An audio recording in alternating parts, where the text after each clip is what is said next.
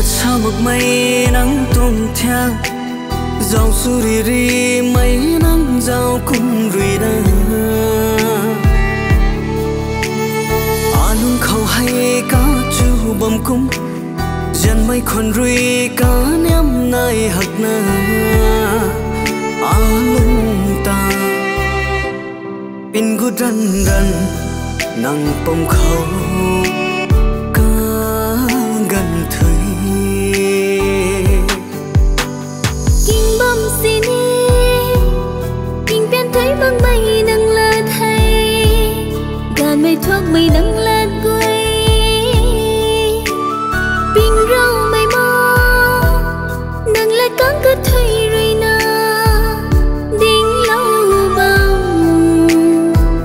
ở trên non cả thầy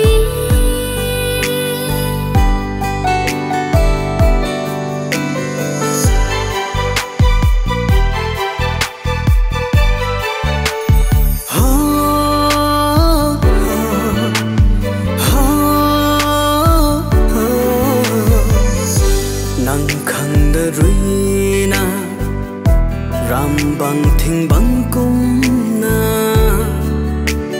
tình băng căn đi thay căn đi tình này khâu đi tàu là ghê ai rui ring băng san khâu nắng ta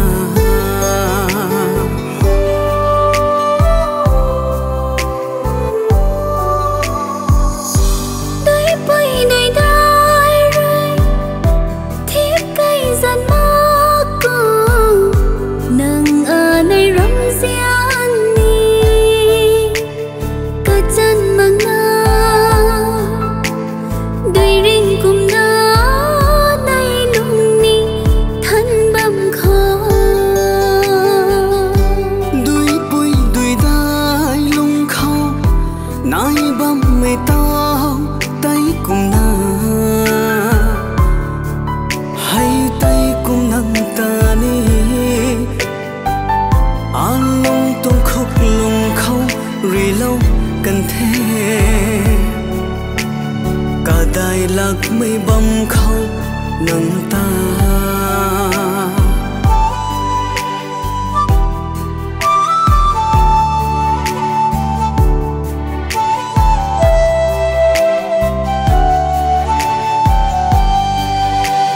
lết sao mà mây nắng tuôn theo dẫu cho đi đi mấy nắng dâu cùng rì na hay cá chu bầm cung dân mấy con rui cá ném nay hạt na